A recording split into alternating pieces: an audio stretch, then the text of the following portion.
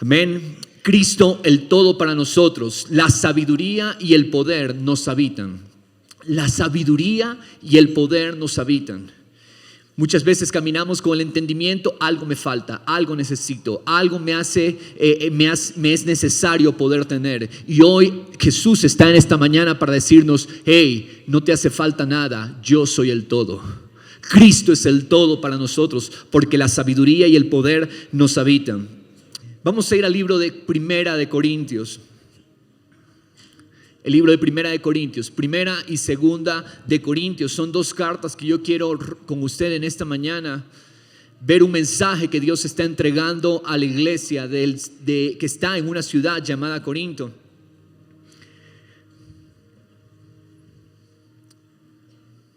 Amén.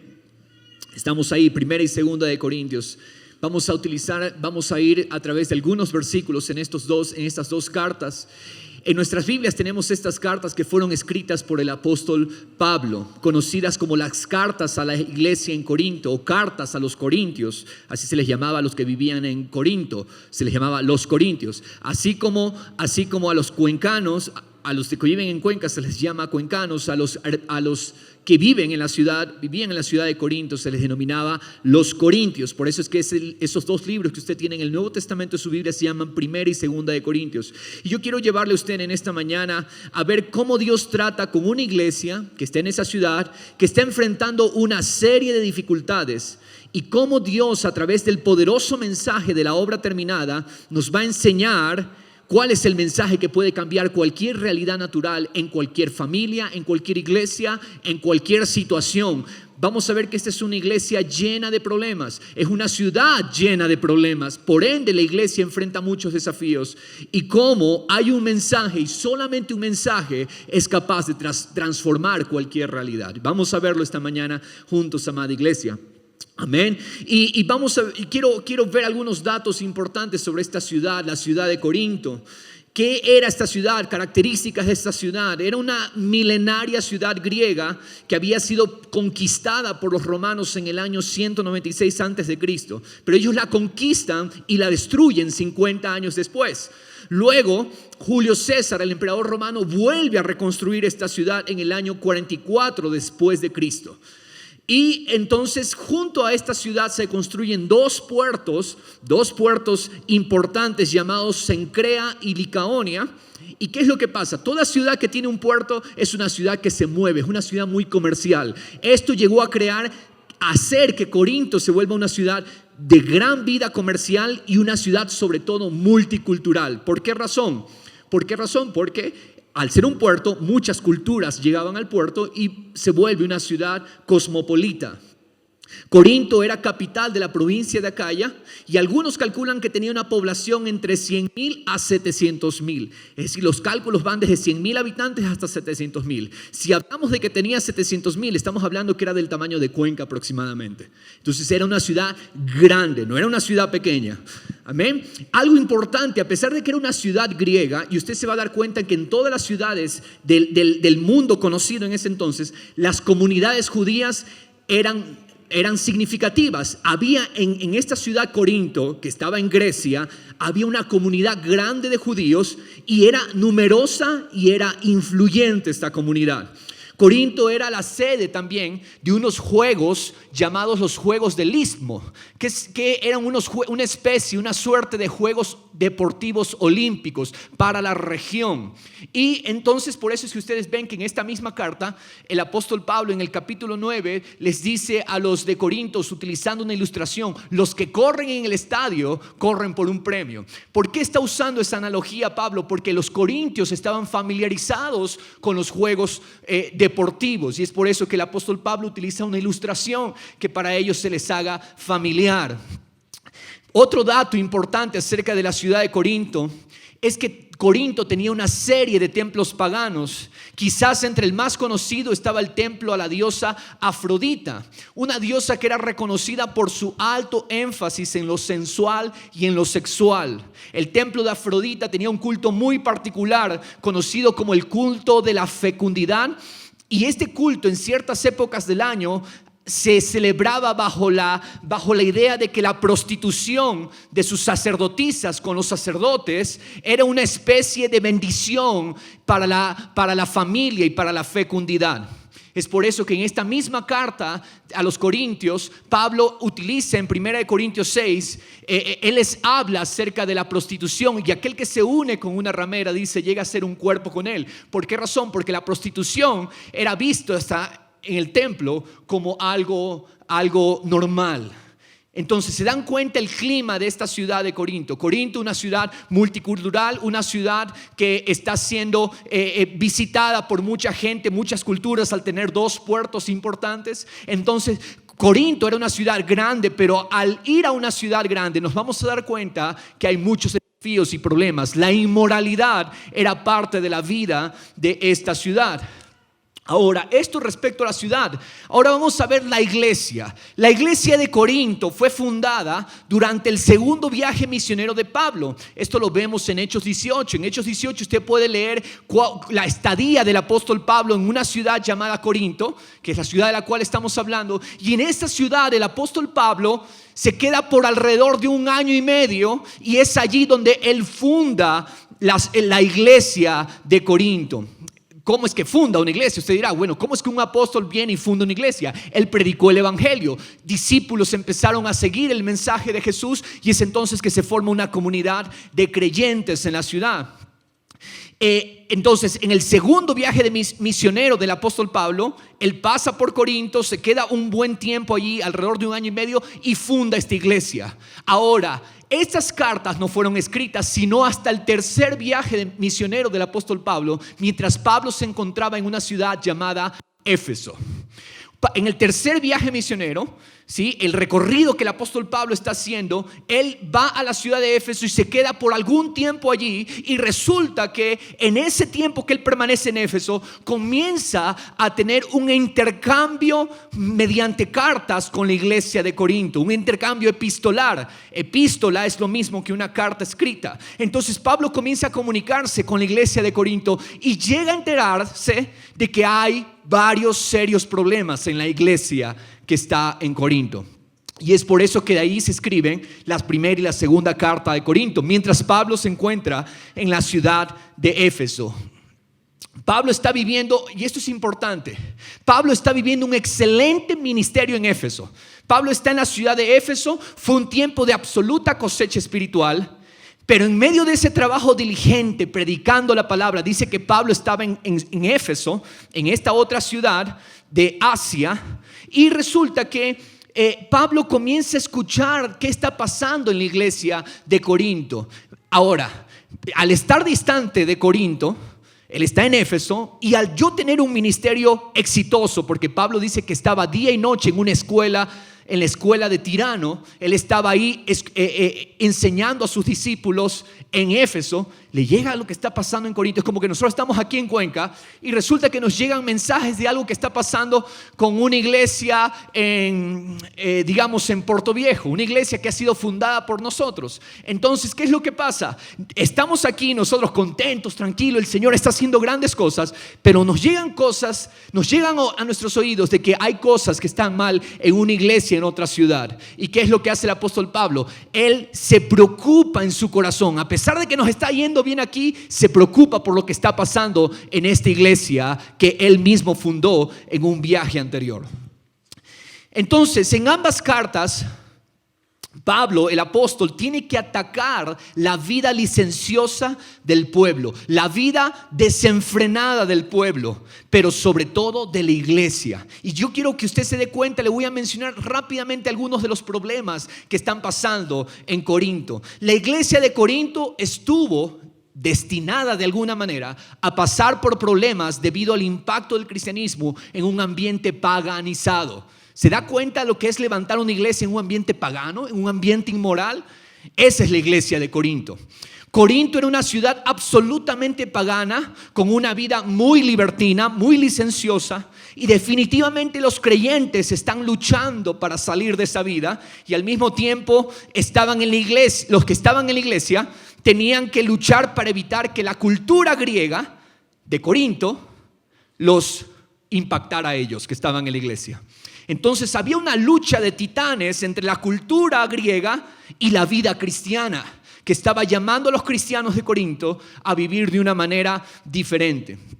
También muchos de los cristianos de esa iglesia de Corinto eran indisciplinados, extremistas y necesitaban una fuerte dirección.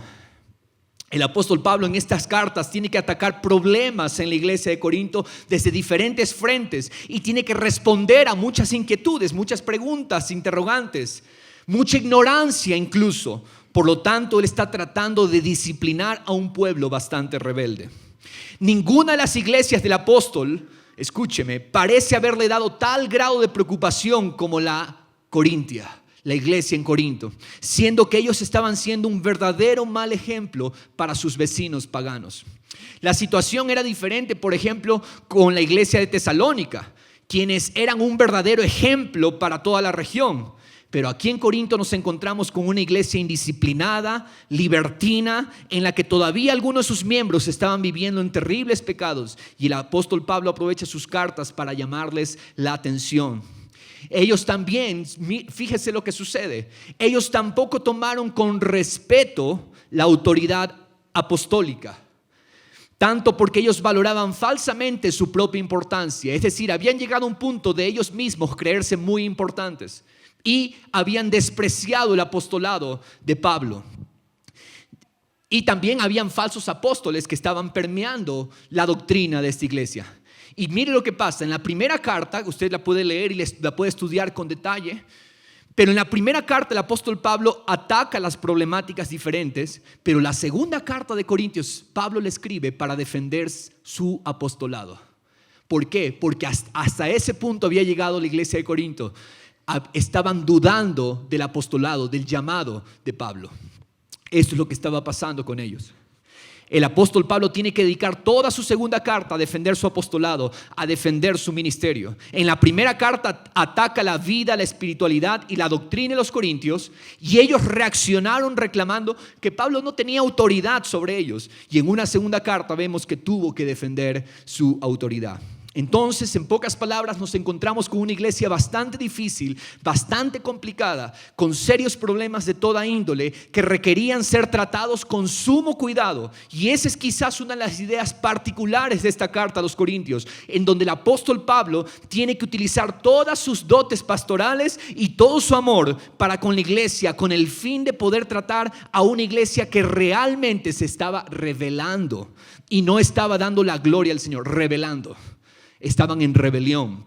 Pablo debe entonces ministrar a esta iglesia que está siendo desafiada por las dificultades y les presenta las verdades fundamentales, que es lo que vamos a ver. ¿Cuáles son esas verdades fundamentales que el apóstol Pablo les presenta y que son la respuesta de Dios para enfrentar cualquier dificultad, cualquier realidad?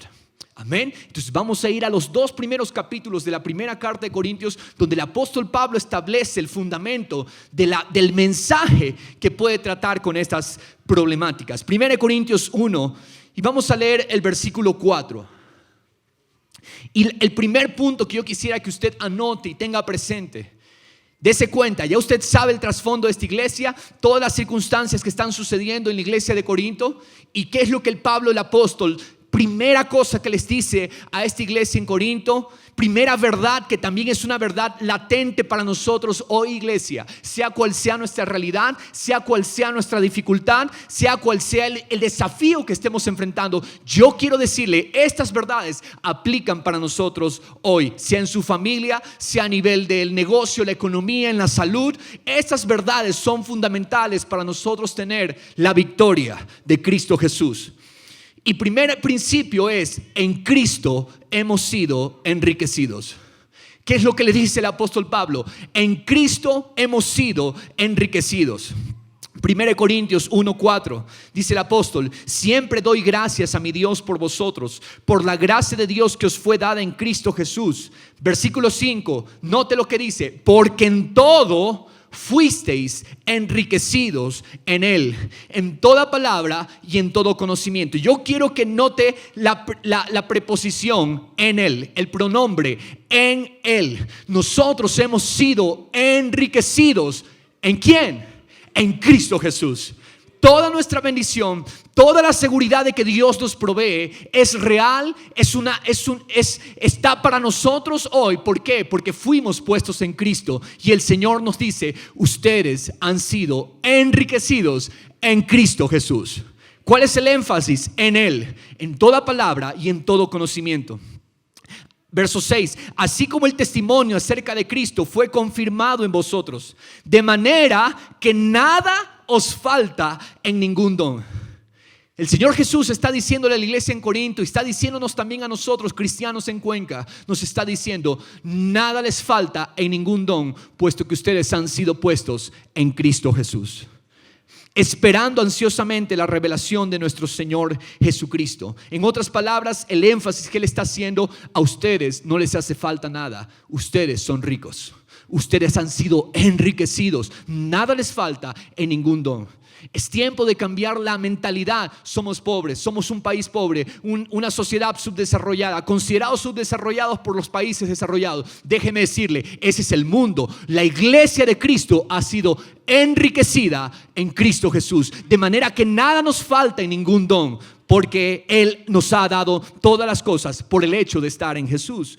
Vamos a ir a la segunda carta de Corintios. Ponga un marcador allí, no pierda por favor 1 Corintios 1, porque vamos a regresar. Pero quiero que vea lo que les dice Pablo en la segunda carta, en capítulo 8, verso 9. Si lo ponemos en la pantalla, Elita, muchas gracias, para poderlo leer. Yo no lo tengo aquí en la hoja. Segunda de Corintios 8, 9 dice: porque conocéis la gracia de nuestro Señor Jesucristo, que siendo rico, sin embargo, por amor a vosotros, se hizo pobre. Continuamos, ¿qué dice? Para que vosotros por medio de su pobreza llegarais a ser ricos.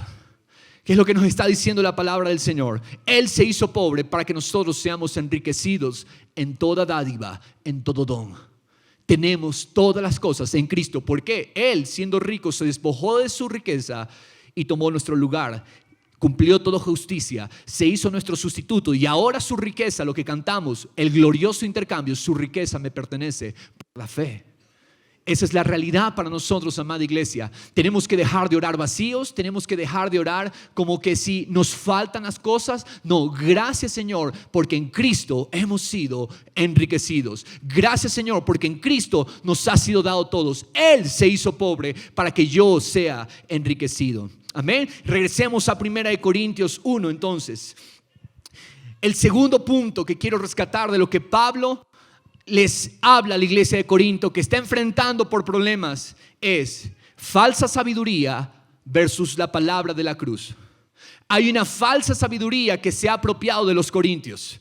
Hay un falso entendimiento de quién es sabio, de quién es importante, de quién tiene la razón, versus la palabra de la cruz. Miren lo que dice en el versículo 18 de 1 Corintios 1.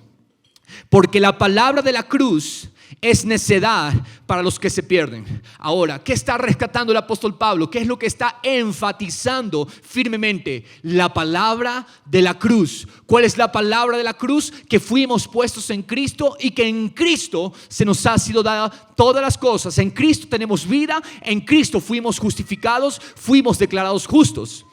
Esta es la palabra de la cruz. Cristo y su obra terminada son el poder y la sabiduría de Dios para avergonzar toda falsa sabiduría y salvar a todo aquel que cree.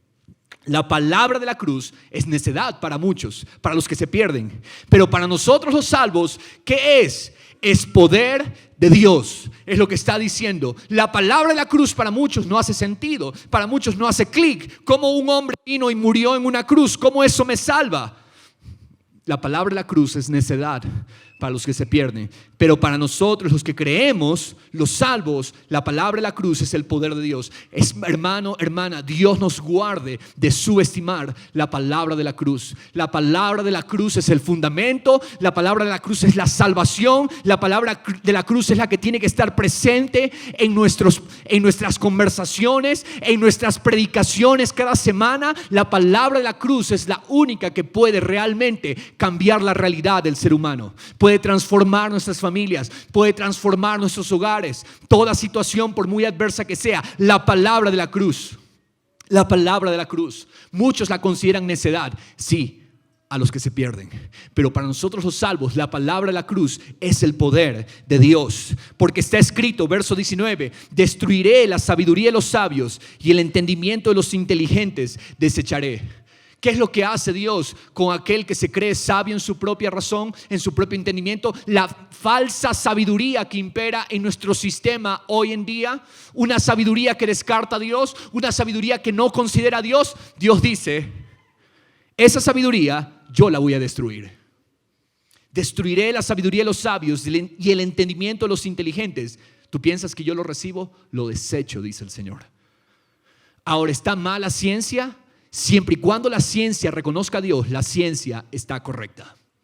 Pero si la ciencia descarta a Dios, como mucha ciencia allá afuera, eso no es ciencia verdadera. Y Dios dice, yo destruyo, yo desecho.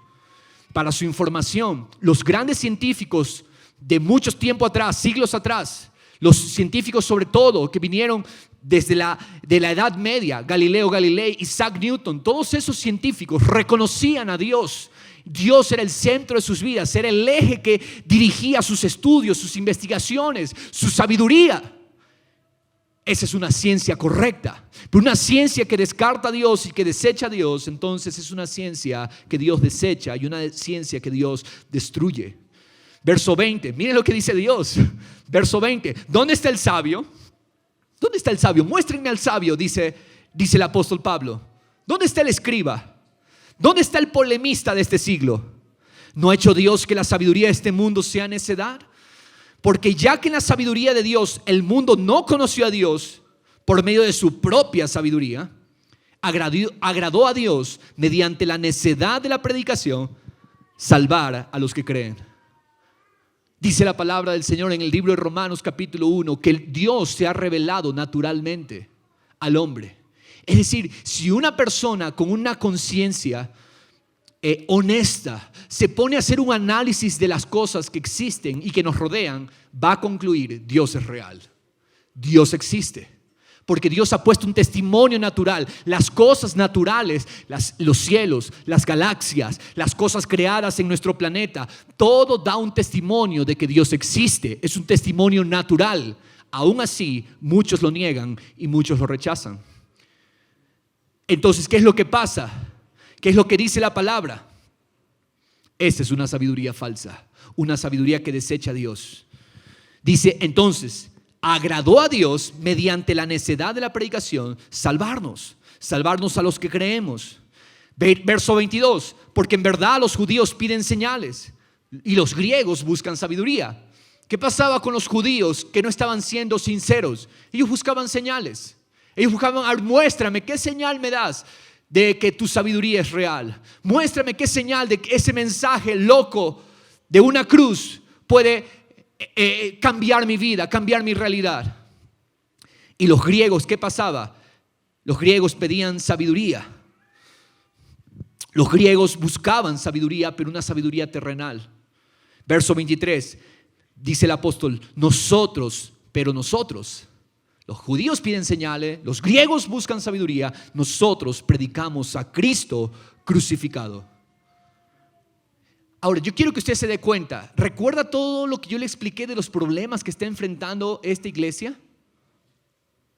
Pablo seguramente debía haber mejor venido con planes, estrategias. Vamos a ver cómo solucionamos el problema de la división. Vamos a ver cómo solucionamos el problema de la inmoralidad. Vamos a ver cómo solucionamos y venir con diferentes planes y estrategias. Pero Pablo viene con el mensaje de Cristo crucificado. Porque ese es el mensaje, ese es el fundamento, esa es la solución, esa es la clave para resolver cualquier realidad. Y es por eso que Pablo se encarga de poner el fundamento correcto. Verso 24, para los llamados, tanto judíos o griegos, Cristo es poder de Dios y sabiduría de Dios. Si tú fuiste llamado por el Señor, déjame decirte, seas judío, seas griego, seas gentil, seas cuencano, sea de donde seas, si tú has puesto tu fe en Jesús, significa que Él te llamó y por lo tanto, Cristo para ti es poder de Dios y sabiduría de Dios. Cristo es tu poder, Cristo es tu sabiduría. Eso es lo que la palabra nos dice que es Cristo. Cristo no es un mero humano. Cristo es poder de Dios y sabiduría de Dios. Sea el Señor motivándonos, amada iglesia, a abrazar a Cristo como lo que es. Hay muchos allá afuera, incluso iglesias evangélicas, que no le dan a Cristo la preeminencia. Cristo y algo más. Cristo y métodos, Cristo y planes. Y la palabra es muy clara. Cristo es el poder de Dios, Cristo es la sabiduría de Dios. En Él está encerrado todo, no necesitamos más. Cristo lo es todo para nosotros. Y a partir de Cristo, Él revela su voluntad, revela lo que tenemos que hacer. Pero es por el entendimiento de que fuimos puestos en Jesús. Amén. Verso 25, porque la necedad de Dios es más sabia que los hombres, y la debilidad de Dios, si es que la existe, es más fuerte que los hombres. El poder de Dios y la sabiduría de Dios son una persona. Siguiente punto que deseo que usted tome en cuenta y medite en esta mañana es: toda nuestra gloria es Cristo. Toda nuestra gloria es Cristo. Vamos a ir al versículo 26. Mire lo que dice la palabra. Pues considerad, hermanos, vuestro llamamiento. Consideren, reflexionen en su llamamiento. Y quiero que se vean ustedes. No hubo muchos sabios conforme a la carne. Primer análisis y reflexión que es el apóstol Pablo respecto a quienes conforman esta iglesia. No hubo muchos sabios conforme a la carne, ni muchos poderosos, ni muchos nobles. En otras palabras, Corintios, ciudadanos, pero sobre todo miembros de la iglesia de Corinto. Díganme ustedes y recuerden, cuando Dios los llamó y los salvó, entre ustedes no habían muchos sabios, entre ustedes no habían muchos nobles, entre ustedes no habían muchos fuertes, muchos poderosos. Verso 27, sino que Dios ha escogido lo necio del mundo para avergonzar a los sabios. Consideren su llamamiento, les dice el apóstol. Consideren de dónde vienen.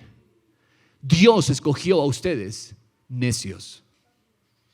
Yo le doy gracias a Dios que Dios escoge a los necios. Porque Dios escoge a los necios estoy aquí. Dios escogió a los necios. Dice el versículo: Dios ha escogido lo necio del mundo para avergonzar ¿a quiénes? A los sabios. Y Dios ha escogido lo débil del mundo para avergonzar a lo que es fuerte. Y lo vil y despreciado del mundo ha escogido Dios, lo que no es, para anular lo que es, para que nadie se jacte delante de Dios. Para que nadie, en la otra versión Reina Valera y en el original dice, para que ninguna carne se jacte delante de Dios. ¿Y por qué? Porque es importante pensar eso. Escúcheme, aunque en términos humanos tú seas poderoso, o tengas nobleza, o seas sabio, fuerte, o tengas algún valor natural, puedes tener posición, logros, títulos, casta, apellido. Escúcheme, no será sino hasta que te veas con el valor que te da la cruz. ¿Cuál es el valor que te da la cruz? Necio, débil, vil, despreciado, sin valor alguno. Solamente cuando tú te ves como la cruz te ve, entonces en ti se va a manifestar el poder y la sabiduría de Dios para avergonzar la sabiduría terrenal y la fuerza natural, y para revertir todo sistema que se opone a Dios y su palabra. Dios te va a utilizar siempre y cuando tú te ves conforme te ve la cruz. En lo personal, algo que a mí me está ayudando muchísimo en este llamado de parte del Señor, es decir: Señor, yo no puedo dirigir nada. Yo no soy un buen líder. Yo no soy de valor. Si tú me mides, yo soy el más incompleto. No doy la talla. Señor, yo no puedo ser ni pastor. Yo no puedo ser ni ministro. Yo no lo soy.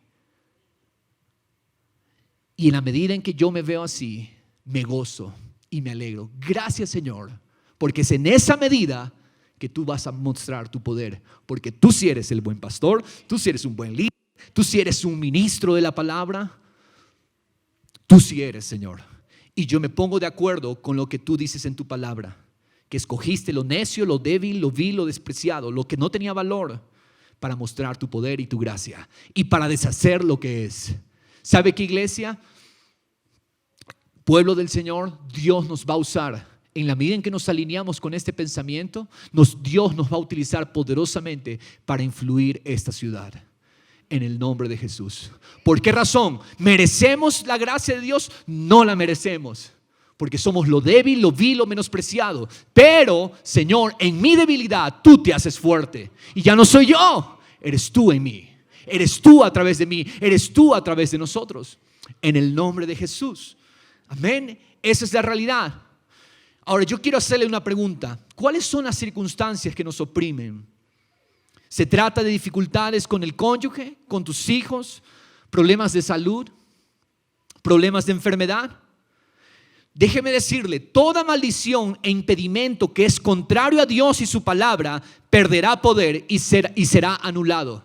Dice que lo que no es, Dios escogió eso para anular lo que es. En otras palabras, no hay situación, por muy adversa que sea, que cuando nos ponemos de acuerdo con el valor de la cruz, Dios no puede utilizarnos entonces para deshacer aquella dificultad y para vencer a aquel gigante.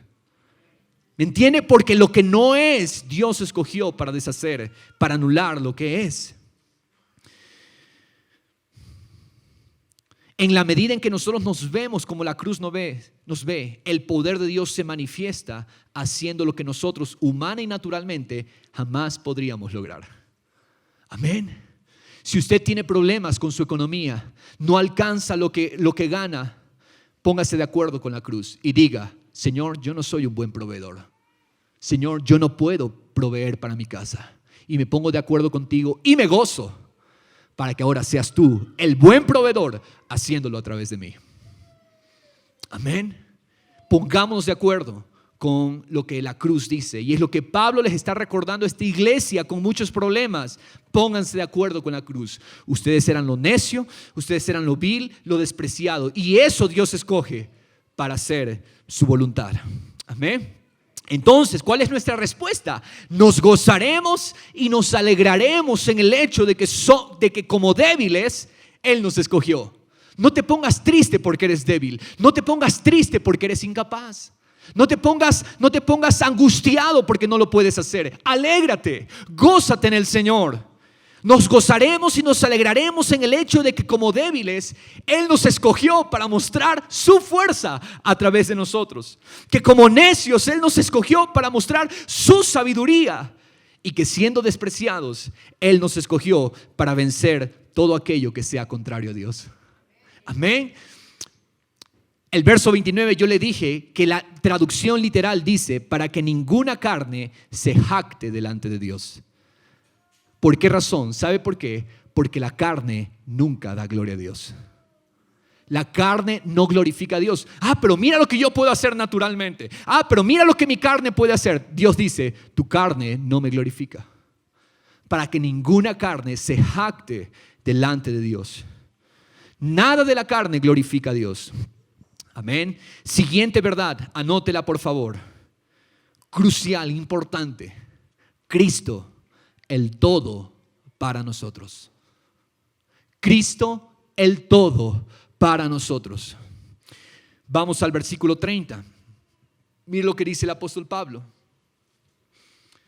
Verso 30. Mas por obra suya, ¿obra de quién?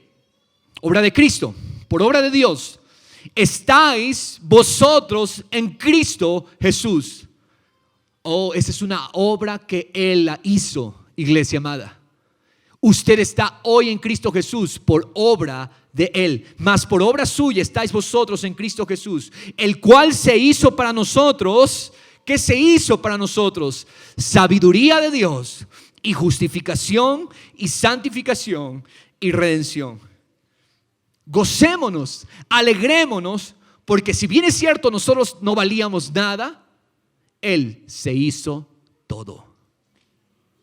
Éramos nada, Él se hizo todo para nosotros. Y vamos a verlo. ¿Podemos alegrarnos? ¿Podemos gloriarnos? Por supuesto, en Cristo.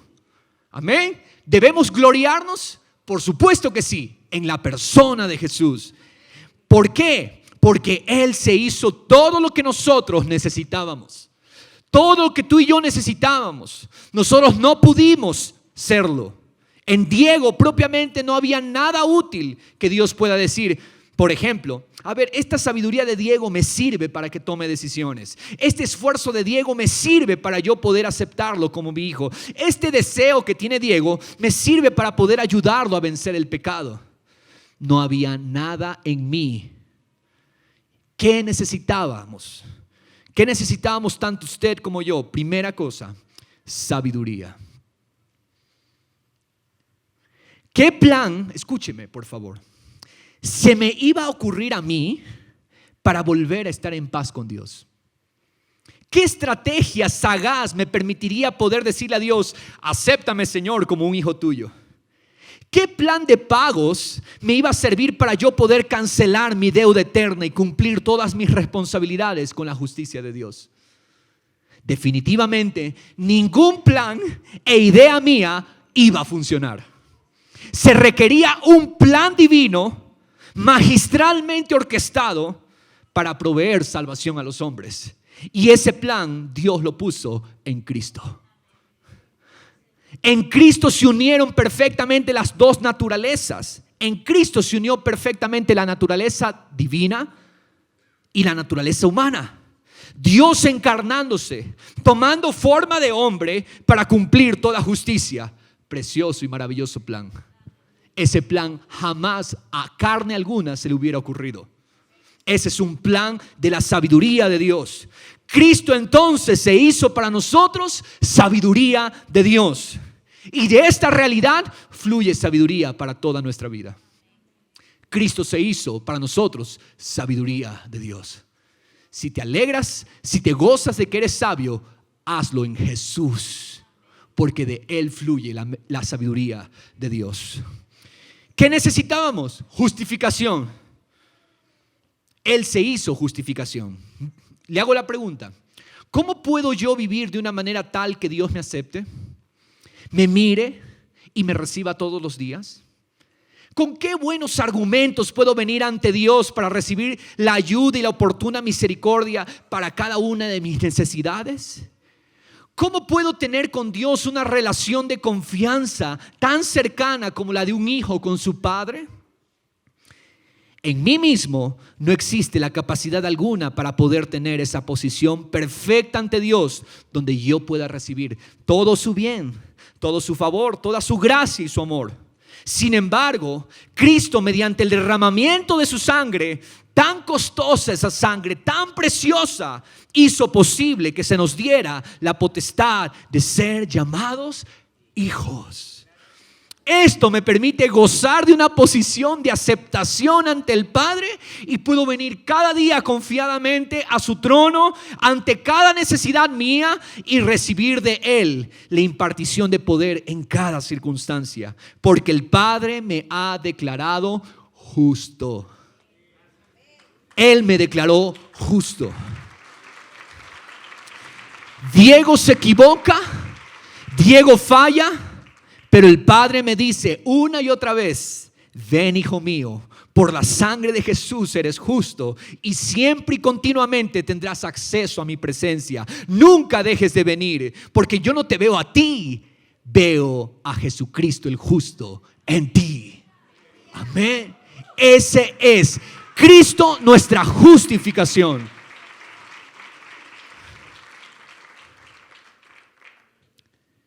Y esa realidad es para todos nosotros.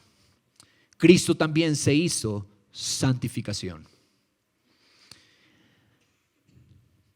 Hay una demanda continua que Dios está haciendo a su pueblo a ser apartados. Dios demanda que seamos un pueblo apartado, puesto que por la sangre somos un pueblo diferente. Ahora, la pregunta que me hago es: ¿cómo puedo yo ser diferente con los valores superiores y eternos de Dios, remontándome sobre un sistema de maldad que está presente en todas partes? ¿Cómo puedo yo ser apartado en un mundo que es enemigo a Dios, cuyos valores están por todos lados, por todos medios? Y de alguna manera, si yo no estoy cuidadoso, voy a correr en la misma corriente. Cuando Él me pide: yo quiero que tú seas apartado para mí, el pueblo de Dios está llamado a ser apartado. ¿Cómo puedo yo decir no a los valores temporales del sistema mundo y vivir cada día como embajador del cielo en la tierra?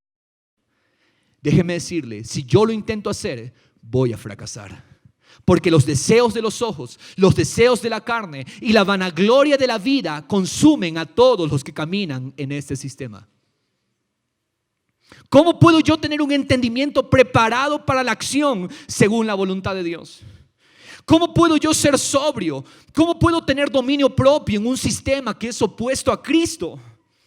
¿Cómo podemos nosotros tener el poder de no conformarnos a los deseos que antes teníamos en nuestra ignorancia? ¿Cómo podemos cumplir la demanda de Dios que nos dice, sean santos porque yo soy santo? ¿Cómo podemos cumplir esa demanda y conducirnos con reverencia a Dios en nuestro caminar en esta tierra? Debemos saber que nosotros jamás podríamos lograr nada de esto. Por esa razón, Cristo se hizo para nosotros santificación. Santificación, santidad, santo significa apartado. Cuando Dios nos llama a ser un pueblo apartado para Él, Dios nos manda a ser santos. Santo significa yo te quiero superior, yo no te quiero común. Pero Cristo se hizo para nosotros santificación. Él ha prometido que en la medida en que permanecemos en Él, en su palabra y en su amor, entonces la vida de Cristo va a fluir a través de nosotros para producir el fruto de santificación. Deja de esforzarte por ser santo. Declara, yo no puedo ser santo, pero tengo al santo. El santo me habita y el santo cumple su propósito a través de mí. Amén. ¿Sabes por qué? Porque Él se hizo nuestra santificación. Mira lo que dice Primera de Pedro 5. El apóstol Pedro en el verso 10 de Primera de Pedro 5 dice: y después de que hayáis sufrido un poco de tiempo, escuchen, mire lo que dice: el Dios de toda gracia, que os llamó a su gloria eterna. Ahora, ¿qué dice a continuación? Nos llamó a su gloria eterna en Cristo. En Cristo. Él mismo os perfeccionará, afirmará, fortalecerá y establecerá. Amén. ¿Es mi trabajo? ¿Es mi labor hacerlo? Él dice, Él los llamó en Cristo. Él mismo los va a perfeccionar, los va a afirmar, los va a fortalecer y los va a establecer. ¿Cuándo? Cuando yo reconozco y declaro: Cristo, tú eres mi santificación. ¿Cómo es posible este proceso de perfeccionamiento? ¿Sabe por qué es posible? Porque fuimos llamados en Cristo. Estamos en Él. Y Él garantiza que Él mismo lo hará en nosotros. Aleluya. Él lo hace por nosotros. Él lo hace en nosotros. ¿Quieres tener una vida rendida a Dios? Escucha la palabra del Señor, lo que te dice hoy. Cristo es tu santificación. Si tú lo abrazas, si te ves como la cruz te ve, y tú lo abrazas y dejas que su vida fluya en ti, gozándote en Él. Gracias, Padre, yo no puedo ser santo, pero el santo habita en mí. Tú te hiciste santificación mía y por lo tanto, Señor, yo descanso en que tú me vas a llevar cada día, me vas a perfeccionar, me vas a afirmar y me vas a establecer. Gracias, Jesús. Amén. ¿Qué más se hizo Dios para nosotros? Hemos dicho, Cristo se hizo sabiduría para nosotros, justificación, santificación, y Cristo se hizo para nosotros redención. La pregunta que me hago es esta: ¿hay algo en mí que me alcance para llegar a estar completamente libre de la ira retributiva de un Dios santo y de la pena merecida del pecado, la condenación y todos sus efectos? División, egoísmo, rencor, envidia, enfermedad, miseria, dolor, muerte, caos, destrucción. ¿Habrá algo en mí que me alcance para estar completamente libre de esas cosas? ¿Hay algo de nosotros que nos permita llegar a estar completamente liberados de toda secuela de nuestro estado anterior? ¿Tenemos acaso la capacidad en nosotros mismos de caminar hacia mayores niveles de gloria y de mayor victoria sobre los males y problemas de esta vida? ¿Dónde está la esperanza de que nuestros cuerpos vayan siendo libertados de la fragilidad y de la mortalidad? ¿Dónde está la esperanza de ser liberados del odio y las persecuciones de nuestros enemigos y de toda tortura? En nosotros mismos no está la capacidad. Pero el que mora en nosotros, Cristo, sí tiene esa capacidad de liberarnos de todo efecto, de todo mal, de todo problema, porque Él ha vencido. Él ha vencido porque Él se hizo para nosotros redención. ¿Qué significa redención? Significa Cristo fue el pago completo para llevar las cosas, escúcheme, al estado original de gloria. El pecado, la desobediencia de un hombre trajo la muerte, trajo la miseria, trajo la enfermedad, y desde entonces toda la raza humana nace caída. Todo esto no se compara al estado original como eran las cosas al inicio. Pero Cristo se hizo para nosotros redención. Es decir, esa es la garantía de que todas las cosas van a regresar a un estado de gloria, de que Dios cada día, es más, Él dice en su palabra, Él va a garantizar que cada día vayamos de gloria en gloria. Porque Cristo se hizo nuestra redención, tengo la seguridad que un día todas las cosas van a ser completamente como eran al inicio. Todo daba gloria al nombre del Señor. Escúcheme, por favor. ¿Sabe por qué? Porque vamos caminando de gloria en gloria. Porque Él va aplicando ese poder redentor en cada una de las áreas de nuestra vida. No hay área en nuestras vidas que en un futuro no vaya a estar completamente dando gloria al nombre de Dios. Cada día las áreas de nuestra vida, las áreas de nuestra alma, nuestras emociones, nuestros deseos, nuestra voluntad, nuestra mente, cada área de nuestras vidas, Dios garantiza, yo te estoy perfeccionando y un día todo va a ser perfecto. Cada día tenemos la seguridad, el mañana es mejor. Cada día tenemos la esperanza segura de que nuestro mañana es glorioso. ¿Por qué? Porque Él se hizo nuestra redención. No abrigues la idea en tu cabeza, mañana me va a ir mal, mañana va a ser peor. No, Él dice, yo soy tu redentor. Yo hice el pago completo para regresar todas las cosas al estado de gloria. Yo lo hice, dice el Señor. Él va aplicando este poder redentor en cada área. No somos nosotros, es Él en nosotros. Él está en el proyecto de devolver todas las cosas al estado donde Dios es glorificado. Juan 15:7, miren lo que dice la palabra. Si permanecéis en mí y mis palabras permanecen en vosotros, pedid lo que queráis y os será hecho. En esto es glorificado mi Padre. Resalte esa palabra. En esto es glorificado mi Padre, en que deis mucho fruto y así probéis que sois mis discípulos. ¿Sabes cuál es el deseo de Dios? Verte llevando mucho fruto. Hermano, hermana, aunque esta sea tu primera vez en este lugar y estés preguntándote qué significa todo esto, Dios se glorifica en que tu vida tenga mucho fruto, en que tu vida lleve fruto para Él. Éramos nada, teníamos nada, no podíamos hacer nada, pero Cristo se hizo todo para nosotros. Nuestra vida poderosa, gloriosa, victoriosa, radiante, está en el precioso Cristo que habita en nosotros. ¿Sabes dónde está tu futuro? ¿Dónde están tus sueños? ¿Sabes dónde están todos tus anhelos más profundos? Todos ellos están en Cristo Jesús, porque Él se hizo todo para ti. Amigo, amiga que estás aquí en esta mañana, el Señor te dice, yo me hice todo para ti. Cristo se hizo el todo para nosotros. Lo que nosotros jamás podíamos haber hecho, jamás podíamos haber logrado, Él se hizo todo eso para nosotros. En el nombre de Jesús. Amén. Ahora la pregunta entonces que me hago es, ¿dónde está la gloria del hombre? ¿Dónde está la jactancia nuestra? ¿Podría jactarme o enorgullecerme de mi barro? no hay nada en mi barro lo suficientemente bueno.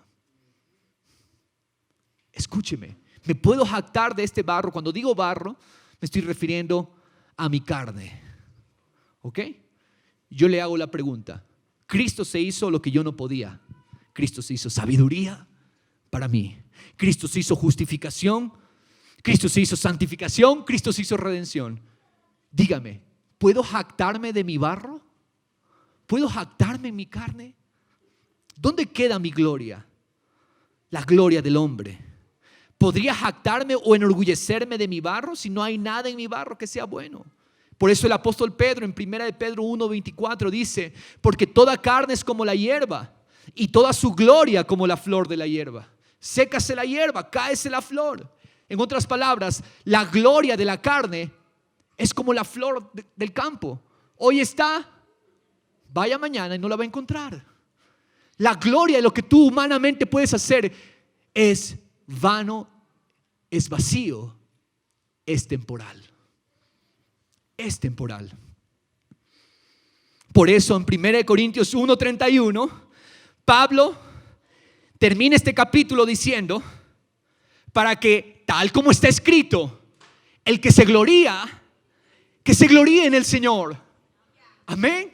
¿Dónde está mi gloria, mi jactancia? En mí mismo no está. En el Señor está mi gloria. En el Señor está mi jactancia, porque Él se convirtió en todo lo que yo no podía hacer. Amén. ¿En quién nos gloriamos? ¿En quién nos gozamos? En el Señor. El que se gloría en el Señor. Yo le quiero hacer una invitación en esta mañana. Gloriémonos. Gloriémonos en que es Cristo en nosotros. Y Él es todo, mejor dicho, todo Él es el que nos ha dado tan gloriosa y grandiosa promesa. ¿Qué significa gloriarse? Gloriarse significa gozarse. En otras palabras, la invitación que yo le estoy haciendo esta mañana es gocémonos, alegrémonos, porque todo Él es nuestra victoria. Todo Jesús, todo Cristo es nuestra victoria. Gocémonos en que no son nuestras capacidades en lo absoluto. Se trata de la capacidad de Dios, el extraordinario poder de Dios. La palabra griega para gloriarse, escúcheme, es la palabra griega kauhaomai. Kauhaomai, esa es la palabra, de ahí viene la palabra auge también, ¿verdad? Que significa levantarse en gloria. Ok, kauhaomai es usada por Pablo, escúcheme, alrededor de 30 veces. 30 veces Pablo utiliza la palabra gloriarse para exhortar al creyente a gozarse en Dios. En otras palabras, es imperativo, es una orden que debemos gozarnos en nuestra debilidad, pero que es Cristo el que se hizo todo para nosotros. Gocémonos. En la vida del creyente y la vida del cristiano no debe ser una vida de derrota o de tristeza o de angustia. Debe ser una vida me gozo aún por las dificultades, porque en las dificultades tú me recuerdas que no soy yo, eres tú el que lo hará en el nombre de Jesús. Amén.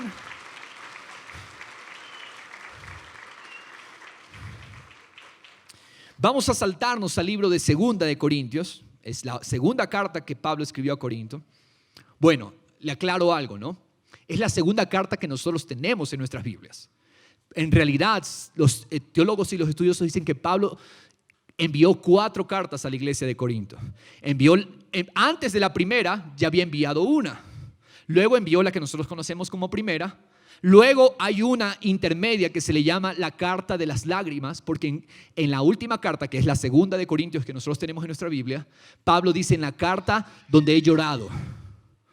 Entonces los estudiosos dicen que hubieron 4 cartas del apóstol Pablo. Una que no conocemos, primera que tenemos en nuestra Biblia, la tercera que les explico y la cuarta que es segunda de Corintios.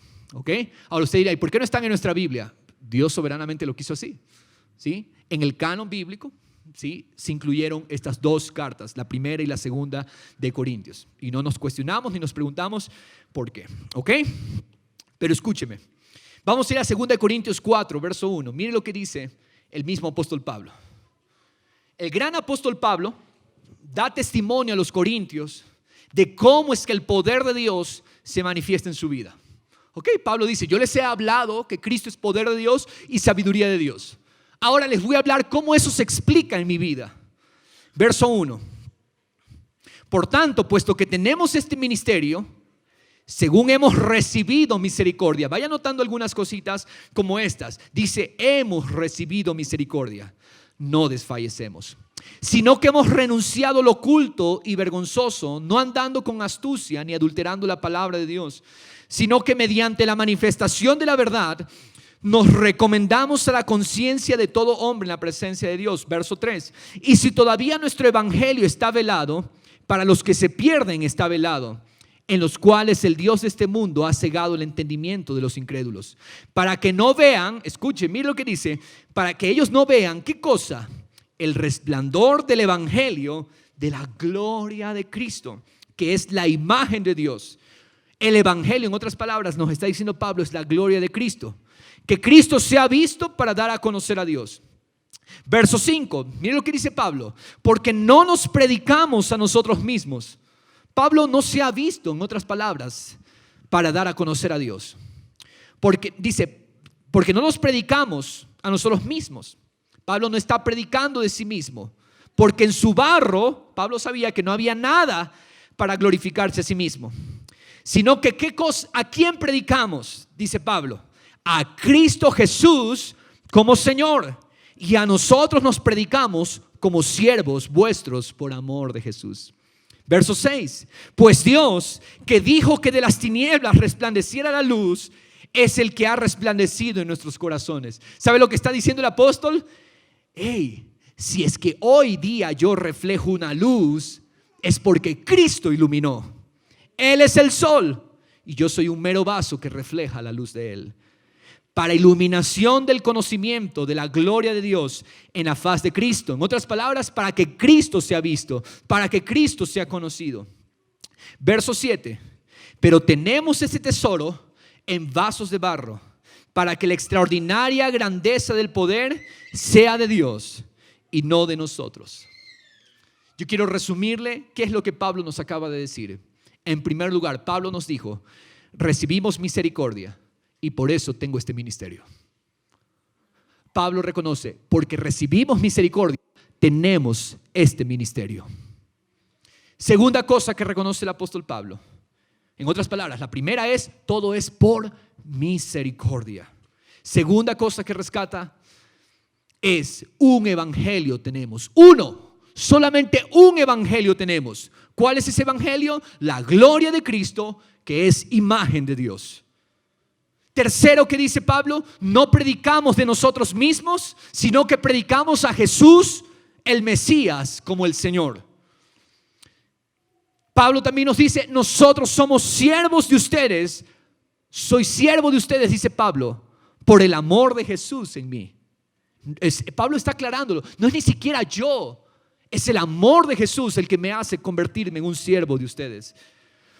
Nuestros corazones estaban en tinieblas y de allí resplandeció la luz. Pablo está diciendo, Él que mandó que de las tinieblas resplandeciera luz. Mi corazón era un corazón de tinieblas, dice Pablo. Perseguidor de la iglesia, enemigo de la iglesia. Estaba buscando forma de poder deshacer al cristianismo. Pablo, un enemigo acérrimo del evangelio. En otras palabras, un hombre que estaba en tinieblas. Pero Pablo dice, Él mandó que de las tinieblas empiece a resplandecer la luz de Cristo Jesús. ¿Cómo es que un hombre en tanta tiniebla pudo convertirse en un canal de luz? Es que no era Él. Él solamente era un reflejo de la gloria de Jesús. Y Pablo lo reconoce. No somos nosotros. Nuestros corazones estaban en tinieblas. Nuestros corazones estaban en oscuridad y de allí resplandeció la luz. ¿Y saben qué dice Pablo? No es mi luz, no es nuestra luz. Jesús es la luz. Nosotros solamente somos un reflejo. Así como la luna no tiene luz propia, sino que refleja la luz del sol, nosotros somos vasos que reflejamos la preciosa luz de Él. Somos vasos de barro, de modo que dice Pablo que no merecemos gloria, sino que la extraordinaria grandeza del poder le pertenece a Dios. Amén. Esta es la enseñanza que el apóstol Pablo nos está diciendo. En mi vida Dense cuenta, no soy yo, es la luz de Jesús, dice Pablo. Regresemos a 1 Corintios y vamos al capítulo 2. Yo quiero entonces darle la llave, el secreto para una familia, una iglesia, un ministerio, un trabajo que se encuentra atravesando dificultades. 1 Corintios 2, verso 1, dice: cuando fui a vosotros, hermanos, proclamándoles el testimonio de Dios, no fui con superioridad de palabra o de sabiduría, pues nada me propuse saber entre ustedes, excepto ¿a quién? A Jesucristo y este crucificado. La iglesia en Corinto es una iglesia que enfrentaba muchos desafíos y muchas dificultades. Y si hubiéramos traído un pastor moderno, un pastor de esos estilo contemporáneo, para que nos ayude a buscarle una solución a los problemas que estaban enfrentando los corintios, probablemente hubiera venido con muchas sugerencias este pastor. Ministerios, estrategias, planes, recursos, libros, seminarios y tantas otras cosas probablemente. Sin embargo, vemos que Pablo se propone dar a conocer una sola cosa: Jesucristo y su obra terminada. Problemas de división, problemas de inmoralidad, problemas del paganismo infiltrándose de alguna manera en la iglesia, problemas de que no sabían cómo usar los dones y tantos problemas que atravesaba Corinto. Y un pastor moderno hubiera venido con muchas sugerencias. Mira, tienes que hacer esto, tienes que leerte este libro, tienes que hacer este plan, tienes que hacer este seminario, tienes que hacer aquí, acá, implementar esto, lo acá. Y Pablo dice: la solución para ustedes es que conozcan a Cristo y este crucificado.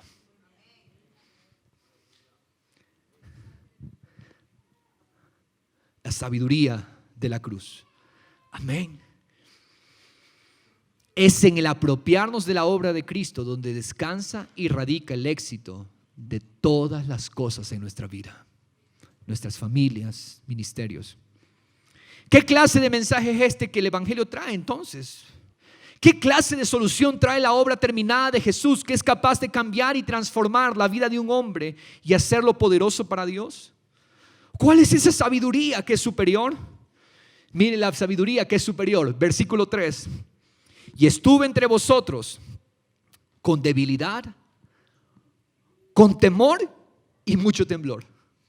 ¿Saben cómo llegó Pablo cuando estaba con los corintios? En su momento. ¿Saben cómo llegó Pablo? Llegó débil, con temor y con mucho temblor. El mensajero que les había predicado a los corintios estaba consciente de sus incapacidades y sus limitaciones. Verso 4, mire lo que dice Pablo. Y usted dice: ¿Pablo dijo esto? ¿Pablo temblando? ¿Pablo quizás atemorizado, débil? No es que él estaba así, pero él estaba consciente de que en él, en su barro, no había nada. Por eso dice: yo vine con debilidad, con temor y mucho temblor. En otras palabras, él estaba consciente: Señor, no soy yo, eres tú. Verso 4 dice: y ni mi mensaje ni mi predicación fueron con palabras persuasivas de sabiduría. En otras palabras, Pablo no vino con elocuencia. ¿Con qué vino Pablo? Dice: con demostración del Espíritu y de poder. Esa era la elocuencia supuesta de Pablo. La sabiduría de Pablo no era una sabiduría terrenal, era demostración del Espíritu y de poder. ¿Saben por qué? Para que vuestra fe no descanse en la sabiduría de los hombres, sino en el poder de Dios. Amén. Verso 6, mire lo que dice: sin embargo, hablamos sabiduría entre los que han alcanzado madurez, pero una sabiduría no de este siglo, ni de los gobernantes de este siglo que van desapareciendo, sino que hablamos sabiduría de Dios en misterio, la sabiduría oculta que desde antes de los siglos Dios predestinó para nuestra gloria. La sabiduría que ninguno de los gobernantes de ese siglo ha entendido, porque si lo hubieran entendido no habrían crucificado al Señor de gloria, sino como está escrito: cosas que ojo no vio, ni oído oyó, ni han entrado al corazón del hombre, son las que Dios ha preparado para los que le aman.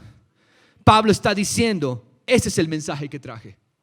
No es un mensaje de sabiduría terrenal. Es un mensaje que Dios mismo nos ha dado. Es un mensaje de sabiduría en misterio. Una sabiduría que estuvo oculta, pero que Dios ahora la está revelando para nuestra gloria.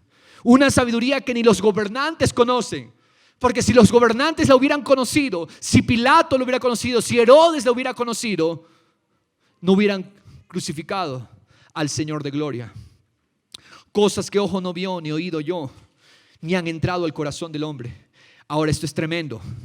¿Cómo operaba esta sabiduría en este hombre llamado Pablo? Verso 10, mire lo que dice. Pero Dios nos la reveló por medio del Espíritu. ¿Cómo fue que esa sabiduría oculta, sabiduría celestial, sabiduría tan profunda, insondable humanamente hablando, cómo es posible que Pablo la tenga? Dice, porque Dios nos la reveló por medio del Espíritu. Porque el Espíritu todo lo escudriña, aún las profundidades de Dios. Porque entre los hombres, ¿quién conoce los pensamientos de un hombre sino el espíritu del hombre que está en él? Yo le hago una pregunta. ¿Quién puede saber mejor los pensamientos que hay en usted sino usted mismo? ¿Verdad? Porque el espíritu del hombre conoce el corazón del hombre. Asimismo, escuche, nadie conoce los pensamientos de Dios sino el Espíritu de Dios. ¿Quién conoce los pensamientos de Dios? El Espíritu de Dios. Ahora, mire 12. Y nosotros hemos recibido, aleluya, y esto vamos a declarar juntos, iglesia. Nosotros hemos recibido no el espíritu del mundo, sino el espíritu que viene de Dios. ¿Cuál espíritu hemos recibido? El espíritu que viene de Dios, para que conozcamos lo que Dios nos ha dado gratuitamente. Usted dirá, uy, esa sabiduría, ¿cuánto me costará adquirir esa sabiduría? ¿Cómo hago? ¿Cuánto pago, Pastor Diego, para tener esa sabiduría? Dice, es imposible por medios humanos. El Espíritu de Dios que nos fue dado, nos las revela y nos las da a conocer gratuitamente. De lo cual también hablamos, no con palabras enseñadas por sabiduría humana, sino con las enseñadas por el Espíritu, combinando pensamientos espirituales con palabras espirituales. El hombre natural, escúchelo, el carnal, no acepta las cosas del Espíritu de Dios, porque para el hombre natural todas esas cosas son necedad y no las puede entender porque se disciernen por el Espíritu que está en nosotros. Verso 15, en cambio, el que es espiritual, aquí estoy hablando de espirituales, porque tienen el Espíritu de Dios. Usted tiene el Espíritu de Dios. Les estoy hablando de espirituales. Amén. Los espirituales, el que es espiritual, juzga todas las cosas, pero él no es juzgado por nadie. Porque ¿quién ha conocido la mente del Señor para que le instruya? Mas nosotros tenemos la mente de Cristo.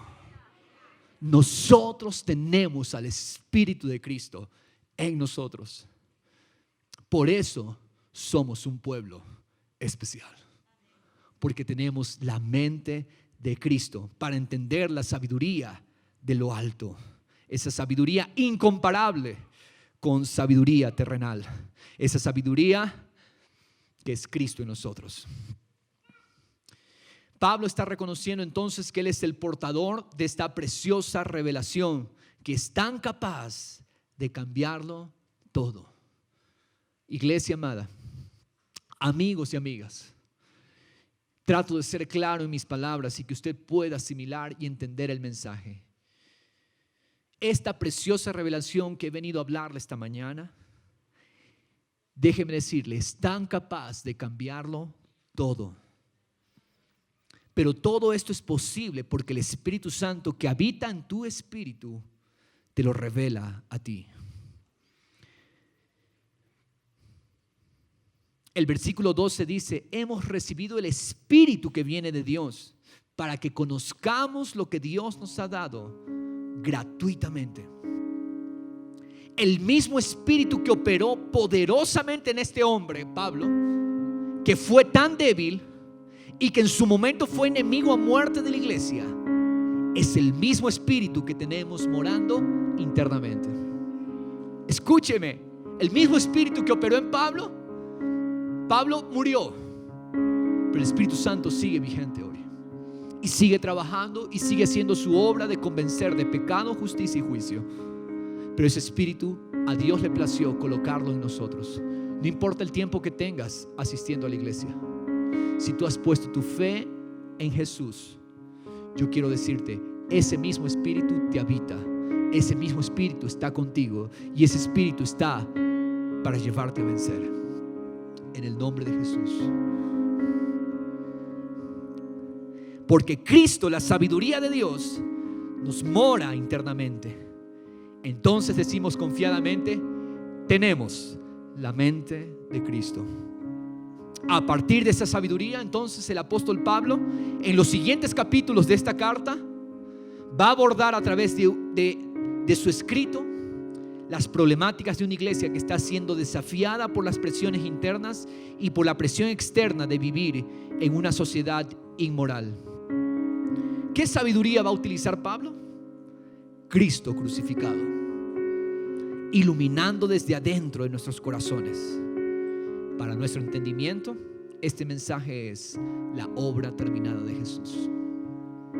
Así es que Pablo va a tratar los problemas de esta iglesia con el Cristo, el mensaje del Cristo crucificado.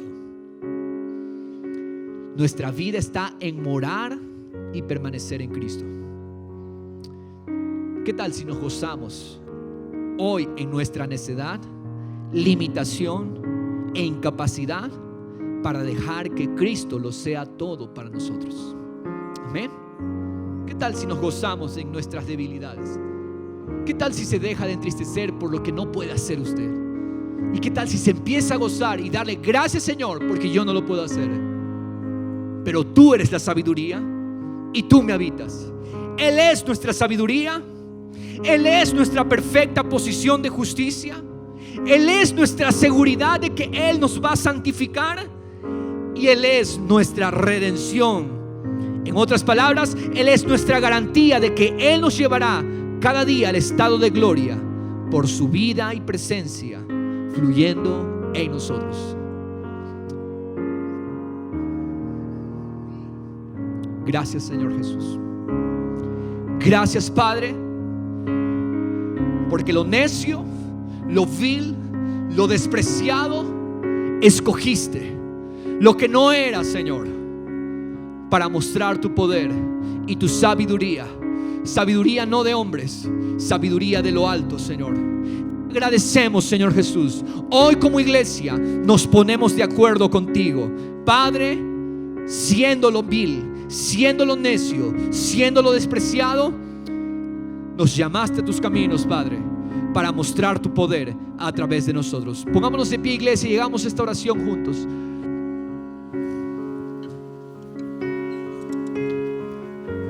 Te doy gracias, Padre Celestial, porque tu Espíritu Santo habita en mí. Tu Espíritu Santo es una realidad en mi corazón. No estás lejos. Soy templo tuyo, soy casa tuya, y me escogiste para que tu sabiduría, para que Cristo mismo habite en mi vida. Gracias, Señor, porque me has revelado esto por medio de tu Espíritu, porque tu Espíritu todo lo escudriña, lo más profundo. Y yo he recibido no el espíritu del mundo, el Espíritu que viene de Dios, para que conozca lo que tú me has dado gratuitamente. Gracias, Señor, porque esta sabiduría que para el mundo es necedad, es poder tuyo, sabiduría tuya. De manera, Padre, que hoy decimos confiadamente: tengo la mente de Cristo. Gracias, Señor, porque mi vida está en morar, permanecer en Cristo Hoy me gozo en mi necedad. Hoy me gozo y me alegro en mi limitación. Hoy me gozo en mi incapacidad para dejar que Cristo lo sea todo para mí. Cristo, mi sabiduría. Cristo, mi posición de justicia. Cristo, mi seguridad de que tú me santificas. Cristo, mi redención.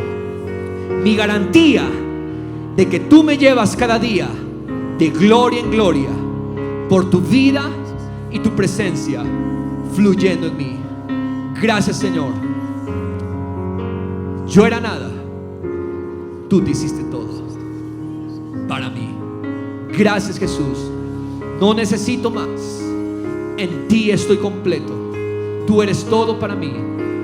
Ahora, Padre, quiero permanecer, quiero morar y echar raíces, echar cimientos en esta realidad que tú eres todo para mí. Gracias, Jesús. Y nuestra iglesia es poderosa, no por lo carnal, no por los sabios, no por los nobles, porque no lo somos. Es por Cristo en esta iglesia, a través de esta iglesia. Es por Cristo que nos llamó y que ha hecho que de estas tinieblas resplandezca la luz. Él hizo que de mis tinieblas la luz resplandeciera. Padre, para que la excelencia y la extraordinaria grandeza del poder sea tuya. Tuya es la gloria, Señor. ¿Dónde queda la jactancia del hombre? Por los suelos. Padre, porque el que se gloría en Cristo, en el Señor. Gracias te damos, Jesús. A ti la gloria, Señor, en Cristo Jesús. Amén. Amén. Aleluya, Padre.